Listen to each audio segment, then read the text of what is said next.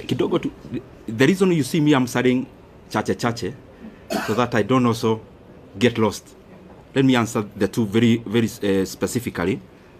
Mike, you asked about the relationship with our leaders.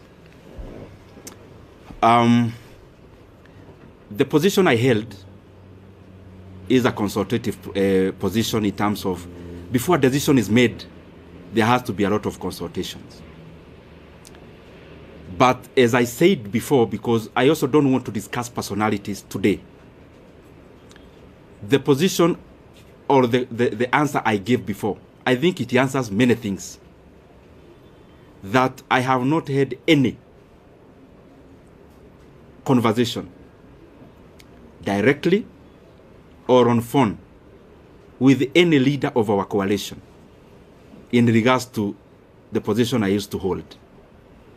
And I think if you look at it, it answers many things also, which I also don't want to go into.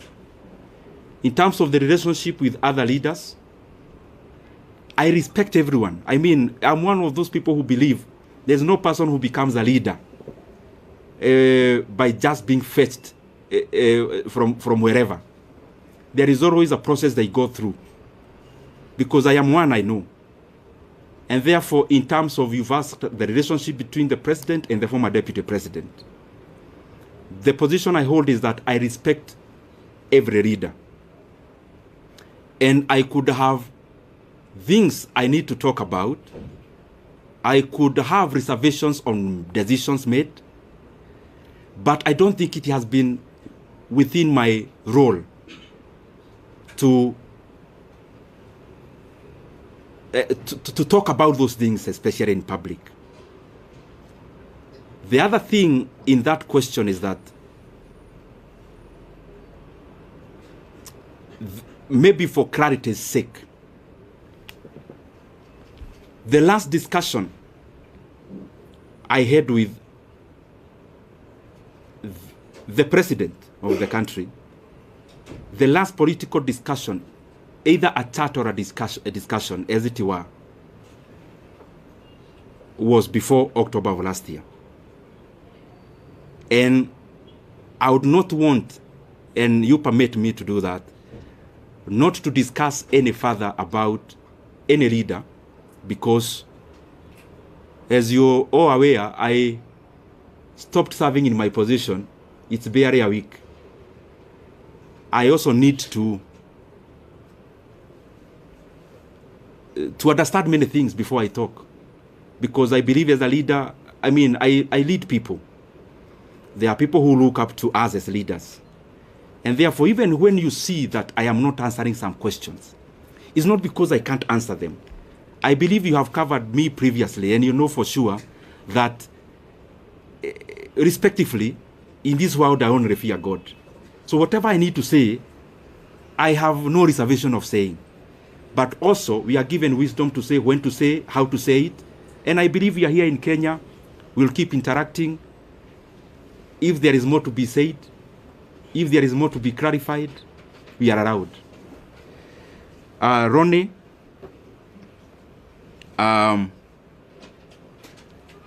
he has been to Kiharu, by the way, to cover.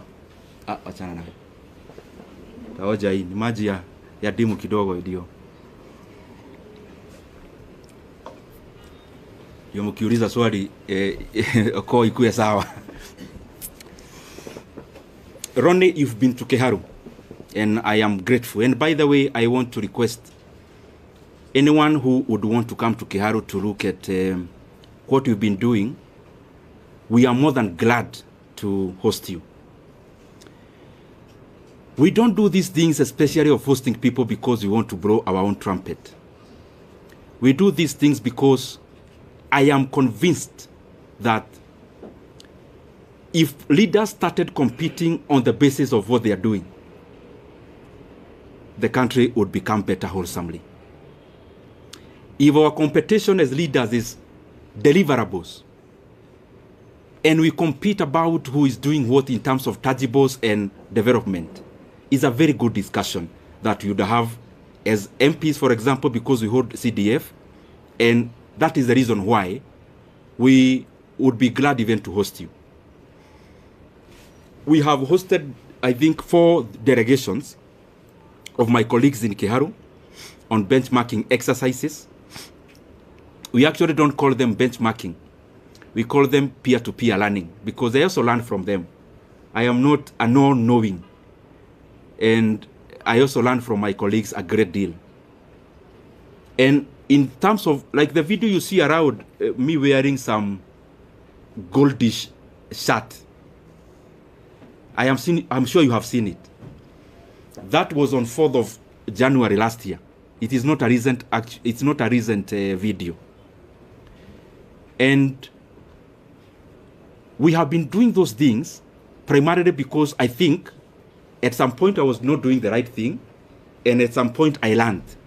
And therefore I feel that if I share my experiences with anyone, and I also learn from them, the management of public resources becomes better. If Kiharu improves, any other Mvita improves, if Ebakasi East improves, if any other constituency improves, then Kenya holistically becomes a better place. And I want to underline, the leaders who come to Kiharu, they don't come to learn because I am all-knowing and I know everything. I also learn from them. And that is why I also go to their constituencies to learn what they do. And I also know majority are trying their best. Specifically to answer you now, is that the projects you saw in Kiharu, majority of it that we have done in our learning institutions, I actually did in my first term. In my first term, I was a member of a committee called Regional Integration. I think I have answered you. So I'll still call you next year. I hope we'll still be doing better, hopefully. Yes. Majibu Kisao from K24. Kuna swali mwenzangu alikuwa ameuliza kwa kifupi tu kuhusiana na wale wabunge ambao walikuwa wanakujeli kwa labda kujilipizia pesa kuwatumikia wakazi wa Kiharu. Labda utawaambia nini? Tena niuliza alipouliza, alafu waibie siri kwa sababu si mara moja si mara mbili umeteuliwa kama mbunge bora. Okay. Yes, my brother. Mheshimiwa, I know you are doing campaign during 2022 and you have given Kenya a lot of promise. For the now, your name again? Aden Ibrahim from KBC.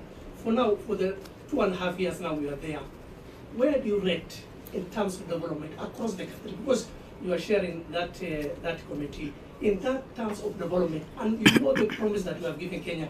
Where do you rate this administration in the last 2.5 years? Have they achieved their goal? Have they achieved their promise in the last 2 years? Okay. Where do you rate? Okay. Let me answer those two. I'll now try to be brief. One, my brother, your name? Majibu. Maswali yani anauliza swali. Majibu, my brother from K24. Yes. You've asked about Kiharu. I am always available to share our experiences in Kiharu. More than available. I mean, I have had sessions with my colleagues and I have explained to them basically what we do is optimization, labor-based implementation of projects. It saves us the profit that would have been made by the contractor. It also saves us a lot of cost. It guarantees quality also. And because it's something that needs a lot of time to explain, I am sure I'll give you some time. And yes? Ameuliza pia wale wabunge walisema mambo bugeni last week, nitasema nini? Nitasema, uniruhusu niseme kwa kimombo. As I said before, politics is up and downs. And politics is mutually exclusive. Because the things we chase for are the same. So sometimes, for a position to be created, one person has to forgo the years. And therefore, it's always a chase. So, you also have to define yourself as a leader, the things you want to engage in. And respectively, as I say so, if I ask you as my brothers and sisters who are here, I ask you what Kibaki told anyone in the year 2008 when he was president. You'd hardly remember. You'd have to go to your files to check what Kibaki said. But if you travel through or on Thika Road Superhighway, you don't need to remember anything Kibaki said. You see it with your own eyes. So me, I believe that, yes, we have to talk as leaders because you have to explain where you are going, where you've come from. I mean, you cannot lock yourself in a room. You have to talk. But in many instances, I find that what is far-reaching and what is permanent and what is objective is more what you do than what you say. And therefore, in terms of what was said and whoever said it last week in Parliament, I would not be provoked to answer evil with evil, neither will I be provoked to answer an insult with insult. Time answers many things. Time answers so many things. I mean, if I allege, for example, if I come here and allege Kajim here is actually not from Kenya, and I say, no, I have evidence, he's actually not from Kenya. Only time. He may not need to say much. The truth and the facts have a way of outliving words. And I hold no grudge against anyone. It is too burdensome to carry any hatred. It is too heavy to carry any ill will against anyone. I mean, you can only do that to the advantage of the people who calculate to make you wander from your path. Oh, sorry, Aden, and I think I'm taking too long to answer questions. Aden, allow me today. You've asked me to rate the government. You know I've been chairman of budget. Definitely, I am likely to be subjective. In terms of rating of government, allow me not to answer that now because I just left this position barely a week from today. I am likely to be subjective. But I think as leaders from wherever we are, from MCA level to what I hold to every other level, there is always work to be done. And from my corner, hopefully I'll do my best to chip in into that development so that entirely the country becomes better. But I also know, Aden, that, like all of you, I am a Kenyan, I live here, so I see what there is. So, so Kenyans are better judges than ourselves as leaders. Yes. The last one is, what's your take on the solution? Your name is? My name is Jeff from Live Nation 254. Jeff? Yeah, Jeff Priscilla, Live Nation 254. Okay. What's your take on the agreement between the opposition, Raila Odinga, and the president?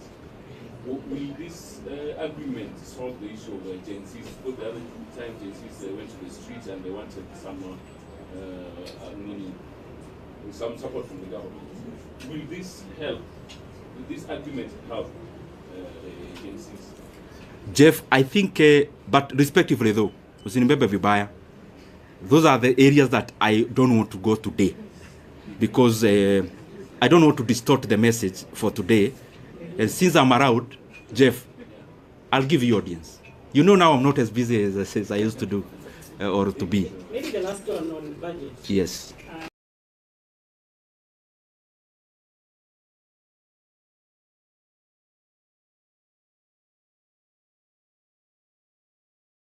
Given the role you played in the last election. Your name?